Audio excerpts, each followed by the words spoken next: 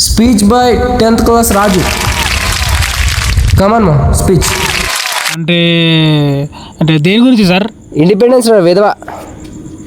Happy independence day అందరికి, గణతంత్ర దినోత్సవం. హ్యాపీ జెండా వందనం అని అందరికి చెప్పడం ఈజీ, కానీ పొద్దుగా 8 గంటలకు లేచి స్కూల్కి రావడమే కష్టం. ఇంకా ఈ హ్యాపీ రిపబ్లిక్ డే అనుకున్నా అని నేను మొన్న స్కూల్కి వచ్చినప్పుడు లాస్ట్ ఇయర్ 2 జిలేబులు ఇస్తా అని చెప్పిండు ప్రిన్సిపాల్ సారు.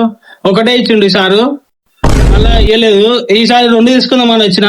ఈ తొందర మీటింగ్ అయిపోతే నేను బయటికి పోయి పక్కన సర్కారు స్కూల్లో ఇంకా 2 జిలేబులు ఎక్కిస్తారంట, అవి కూడా తెచ్చుకుందామని పోతున్నా.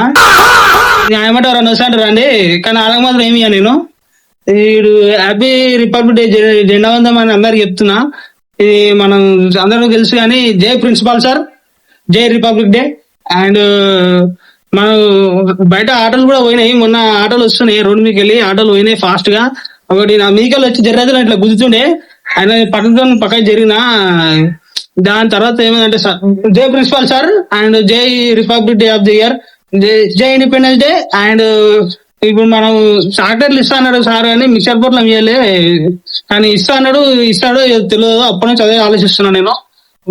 2 లడ్లు అన్నారు, ఒకటే ఇస్తారు. తొందరగా కంప్లీట్ చేస్తే పక్క స్కూల్లో 2 మిక్సర్ ప్యాకెట్ ఇస్తారు సార్, పోయి తెచ్చుకుంటా. అండ్ హ్యాపీ దినోత్సవం to all the students. And మనం సంప్రదించుకోవాలి అందరూ.